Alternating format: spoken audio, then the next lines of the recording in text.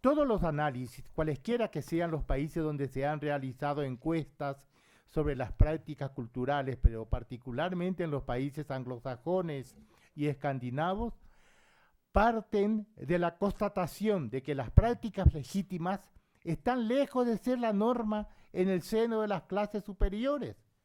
Más aún, muchos de sus miembros llegan a adoptar prácticas culturales poco legítimas, televisión, canciones populares, parques de atracción, etcétera, hasta el punto de que las prácticas legítimas tienden a disminuir: conciertos de música clásica, lecturas, etcétera. Las encuestas longitudinales, aplicadas desde hace más de 30 años, en efecto registran los efectos de las transformaciones de la oferta cultural, ¿no? Industrias culturales y sus productos concebidos para una circulación internacional muy amplia, la mayor parte de ellos provenientes de los Estados Unidos.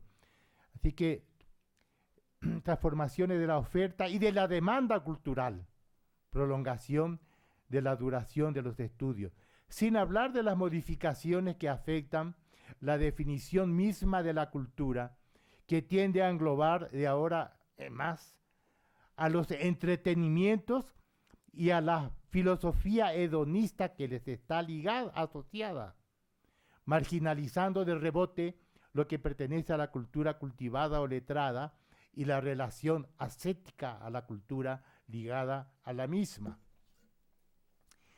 Dentro de esta lógica, lo que se cuestiona es tanto la función de la cultura legítima en una sociedad estratificada como la de la escuela en las sociedades donde las condiciones de apropiación de los bienes culturales están desigualmente distribuidas. Como sabemos, la cultura se define no tanto por una práctica como por una manera de practicar. Es una disposición detectable no tanto en la naturaleza de los bienes consumidos como en las maneras de consumirlos. Bourdieu habla a este propósito de una disposición estética, es decir, de una distanciación con respecto a la satisfacción inmediata y a la adhesión ingenua. Involvement, ¿no?, en inglés. La tesis defendida por los partidarios de lo que Julien Duval, su colega del Centro de Sociología Europea, llama Distinction Studies, estudios de la distinción, es el debilitamiento de la legitimidad de las prácticas cultivadas y el desmoronamiento del monopolio cultural de la escuela. Yo no podría entrar a analizar aquí su razonamiento y los datos en los que ellos apoyan. Más bien los remito a los trabajos de Philippe Coulangion y de Julien Duval, bien informados en estos ámbitos y especializados en los tratamientos estadísticos que emplean los críticos de las tesis de Bourdieu. En cuanto al fondo, yo podría hacer la misma cosa, pero remitiéndolos al mismo Bourdieu, quien había previsto ya ciertas objeciones que se le han hecho ahora, particularmente en el prefacio a la edición inglesa de La Distinción, pero también en el mismo libro de La Distinción, que Bourdieu ya había previsto muchas de estos cuestionamientos. En el prefacio a la traducción al inglés, ¿no?, Bourdieu muestra todo lo que el espacio social construido en La Distinción debe a la especificidad de Francia, y que esto lo reconoce.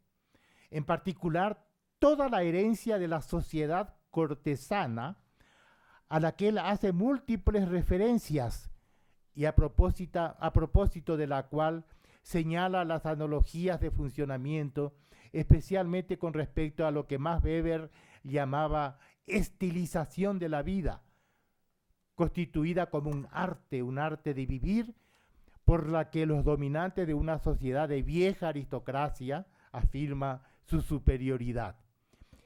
Y en su misma obra, Bourdieu precisa que si solo ha retenido en su análisis los factores económicos y culturales, la base de la teoría de clase de Bourdieu, ¿no?, es porque el volumen y la estructura del capital, de que son el volumen y la estructura del capital los que confieren su forma y su valor específico a las determinaciones de los demás factores, como son los factores de edad, sexo, residencia, etcétera, etcétera. Así que son los que confieren su valor específico a las demás determinaciones. Sobre todo, y los contradictores de Bourdieu lo hubieran entendido muy poco en este plano, que es el más importante teóricamente, el modelo que él elabora solo define las distancias entre las propiedades de las clases teóricas, según la expresión. Es decir, la proximidad en el espacio social, tal como el sociólogo la construye, define solo una potencialidad objetiva de unidad, o para hablar como Leibniz, una pretensión a existir en tanto que grupo, una clase probable. Y él precisa en una conferencia pronunciada en la Universidad de Today en 1989 lo siguiente: lo que existe es un espacio social, un espacio de diferencias, en el que las clases existen de algún modo en estado virtual, apenas punteadas sobre el papel, decía frecuentemente Bourdieu, y no como un dato, sino como algo que se trata de hacer. Es una cita de Razones Prácticas, en el francés Raison Pratique, la página 28. Por último, el gusto mismo, el gusto, en el sentido de sistema de clasificación incorporado, puede expresarse en otro estado de la oferta en prácticas fenomenalmente diferentes, aunque estructuralmente homólogas o equivalentes. Y aquí una cita de Bourdieu: en el sistema de los gustos, Robbe Grillet es en el siglo XX lo que era Flaubert en el siglo XIX. Lo que olvidan los críticos de Bourdieu es el hecho de que, como él mismo lo dice sintéticamente, los gustos se forman en el encuentro entre una oferta y una demanda, o mejor, según su propia expresión, entre objetos clasificados y sistemas de clasificación. De este modo, el problema se desplaza y va a radicarse en las instancias de producción de clasificaciones, dentro de las cuales la escuela no parece haber perdido su peso, aun cuando otras instituciones han entrado a hacerle efectivamente competencia, lo cual ha sido siempre el caso. Así que, no porque la cartografía social de los gustos se modifican o las fronteras se desplazan, estas se borran. O dicho de otro modo, no porque asistamos a una reconfiguración de las prácticas culturales y de las nomenclaturas frecuentemente extrañas al análisis sociológico que las aprehenden, ya que la definición de la cultura es un objeto en disputa en las luchas sociales, como no dejaba de repetir Bourdieu. No por eso también desaparecen los principios que fundamentan sus funciones. Todas las encuestas siguen constatando que cubra el conjunto de la clase dirigente, que era el objetivo a la vez epistemológico y sociológico de Bourdieu, puede parecer desmesurada. Le hubiera hecho falta a Bourdieu más de 20 años para concluir, y todavía en forma incompleta a sus ojos, sus trabajos sobre la diferenciación de los campos y la formación del campo de poder. Y requiere mucho coraje intelectual y político la decisión de aplicarse a hacerlo. Requiere coraje intelectual, porque el procedimiento estructural supone un trabajo de investigación considerable, pero también, lo que todavía es más difícil, una ruptura metodológica con las categorías preconstruidas que orientan nuestra percepción de esta clase, su definición y composición, sus principios de división y de movilización en suma, sus principios de estructuración. Se requiere también coraje político, porque si bien es cierto que los trabajos sobre ellas no se hacen con el fin de enojar a las élites, la etimología de la palabra ya es de por sí muy halagadora. Desde el momento en que se ponen al descubierto los vínculos que las unen a las élites, sobre la base de disposiciones, de propiedades, de afinidades y de intereses compartidos, chocan necesariamente contra la percepción que las élites ofrecen de sí mismas como plurales, diversificadas e incluso divididas, representaciones a las que contribuyen frecuentemente los sociólogos especializados, los politicólogos, y particularmente en Francia los especialistas en ciencias políticas, cuyas posiciones en el universo académico son, por casualidad, próximas al poder temporal e incluso del poder burocrático y político. Felizmente para los sociólogos, las élites son raramente avaras en cuanto a dar informaciones que les conciernen, al menos aquellas informaciones relativas a la legitimidad de la que se sienten beneficiarias, como lo comprueban los numerosos anuarios y publicaciones biográficas, los artículos y otros documentos agiográficos.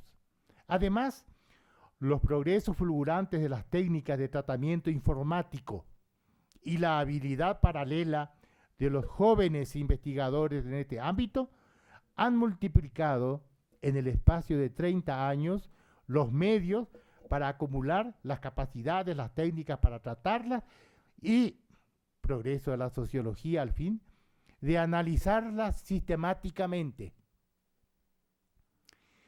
¿De qué manera las transformaciones económicas han modificado la morfología social de la clase dirigente desde la crisis de mediados de los años 70?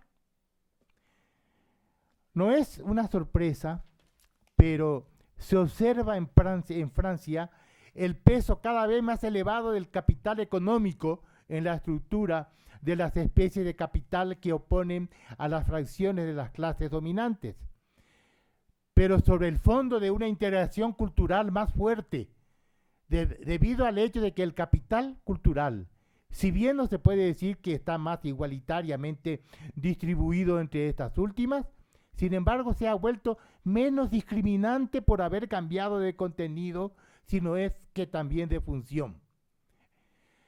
La cultura clásica, esencialmente literaria, tiende a dejar su lugar a una cultura que podría llamarse, por falta de un término más apropiado, una cultura pragmática, ya que otorga menos peso a la tradición letrada. Esta relativa homogeneización cultural de la clase dirigente se produce después de un periodo en que la división entre la formación literaria y la formación científica estaba tan fuertemente marcada que llegó a constituir una amenaza para lo que puede llamarse integración intelectual de la clase dominante. Recuérdese en las luchas entre enarcas y politécnicos, enarcas la ENA, ¿no?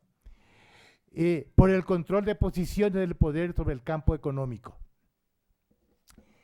Uno de los objetivos de la transformación del sistema de enseñanza de los años 60, a partir de los años 60, ha sido reducir esta disparidad cultural, ¿no? Por lo menos en las ramas, los progresos y los establecimientos que frecuentan los niños, los hijos de las dirigentes fracciones de la burguesía. Si bien es verdad que el sistema escolar no es la única instancia de transmisión cultural y de socialización, y nunca lo ha sido, particularmente para estas clases, piénsese por ejemplo en la familia, la religión.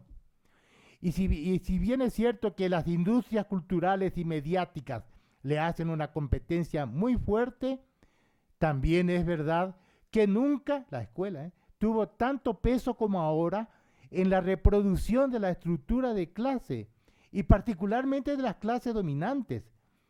ya que todas las fracciones recurren ahora a dicho sistema, el sistema escolar. Nunca como ahora, las grandes escuelas y sus homólogos en las universidades han reclutado tantos estudiantes provenientes de la burguesía. He aquí una anécdota significativa. Sciences Po, Ciencias Políticas en París, ¿no? La Facultad de Ciencias Políticas, una escuela de poder por excelencia, ¿no? Intentó imponer una cuota a los hijos de profesores y maestros con el fin de limitar la proporción de los mismos y de este modo favorecer a los hijos de las otras fracciones de la clase dominante.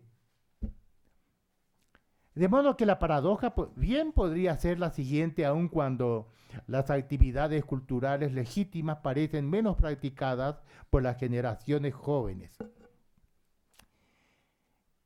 Es la paradoja. La legitimidad de la cultura letrada, de la cultura cultivada, quizás nunca ha sido tan fuerte como ahora dentro de la clase dirigente, incluso de las categorías más alejadas del polo intelectual. Solo ha cambiado la relación a la práctica. Recordemos la emoción provocada por las palabras pronunciadas por el presidente de la República a propósito de la princesa de Clèves, la princesa de Clèves. Sí, Sarkozy alguna vez dijo que no hacía falta conocer la literatura clásica francesa ni conocer la princesa de Clèves para ser buen funcionario y buena idea. ¿Para qué? No sirve. Hay que recordar a este respecto la expansión y el éxito de las instituciones de formación cultural y artística para niños en los suburbios y en los barrios burgueses de París y de las metrópolis provinciales, aun cuando estos últimos ya no siguen los estudios literarios en las mismas proporciones que sus padres. Es precisamente en las secciones escolares más selectivas las que estos niños frecuentan en mayor medida, donde el aprendizaje del latín y del griego se valoriza todavía. En fin, mirando bien los programas escolares, aquello que se sigue en los liceos públicos y privados de los barrios elegantes, los autores clásicos y de modo general las conductas constitutivas de la fracción cultivada de la clase dominante, por cierto, las más alejadas de la influencia de las industrias llamadas culturales y de los media, no solamente son celebrados y estimulados, sino también efectivamente practicados, aun cuando estén cada vez más ausentes en los otros establecimientos. La paradoja. Hay múltiples indicadores de este desplazamiento. En el sistema escolar, la declinación de lo que se llamaba las humanidades en beneficio de series y de establecimientos con finalidad administrativa y gestionaria. Las grandes escuelas de comercio, Sciences Po en París, ¿no? O bien también otros indicadores, instituciones con perfil financiero, la gran escuela de ingenieros. En el sistema provisional, huida de los alumnos de la fracción intelectual de la burguesía frente a las carreras magisteriales en beneficio de las actividades en el campo de los media y de las industrias culturales. Y sobre todo el incremento de empleos profesionales en el comercio, las nuevas industrias y las finanzas, en la auditoría, los auditores, ¿no? Y la asesoría, los asesores. En resumen, la parte de las carreras propiamente intelectuales tiende a caer. La de las profesiones científicas en el sector industrial disminuye, mientras que la de las fracciones en la comunicación, las finanzas, el comercio y la gestión no deja de aumentar y de crecer.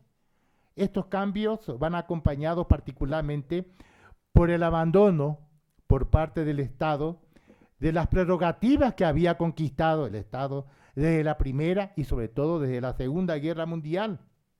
Y va acompañado también por la depreciación en el seno de las clases dominantes de las posiciones en la alta función pública, desde el momento en que ellas dejan de tener vínculos con el poder económico.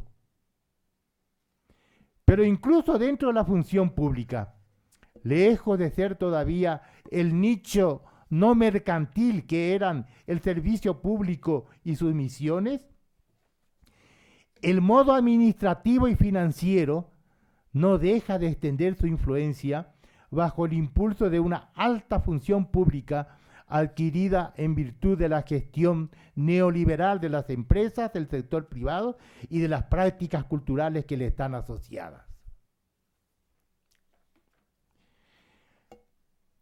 Las bases sociales de la cultura letrada, de la cultura legítima, se desmoronan, cualesquiera sean los universos sociales, incluso dentro de la Iglesia Católica.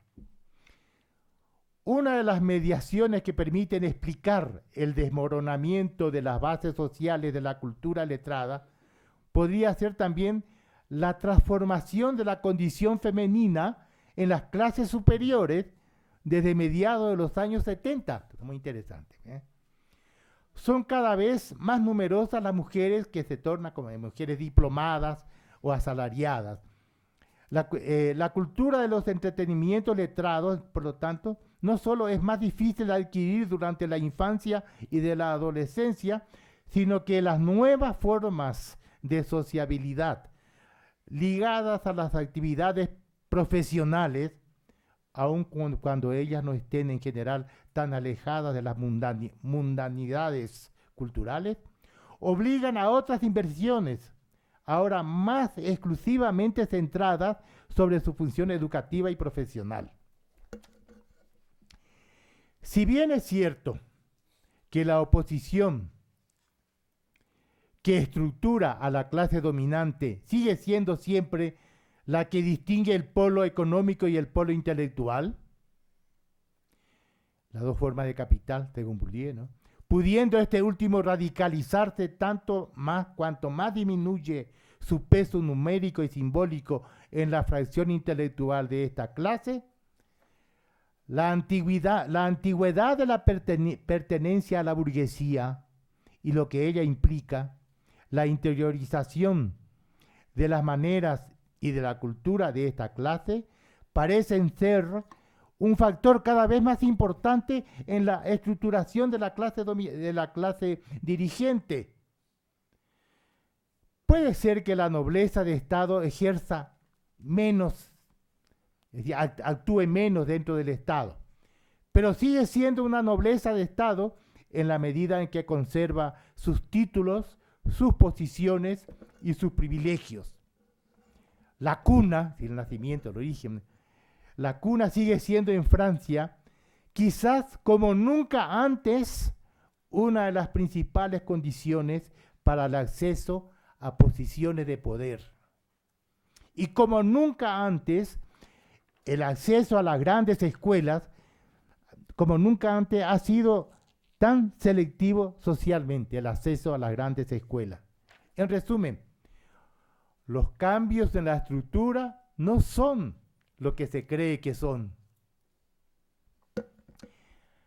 A pesar de que la estructura formal de la clase dirigente ha cambiado relativamente poco, las evoluciones económicas y políticas han contribuido, al mismo tiempo que ellas son su resultado, a modificar las estrategias de reproducción de esta clase, recurso acrecentado al sistema escolar, que opera reconversiones particularmente del capital cultural en capital económico, y esto hasta el punto de que la cultura legítima se ha convertido, si no en las representaciones, por lo menos en las prácticas, en una forma de tipo económico, en una cultura de alcance económico, para emplear una expresión de Max Weber.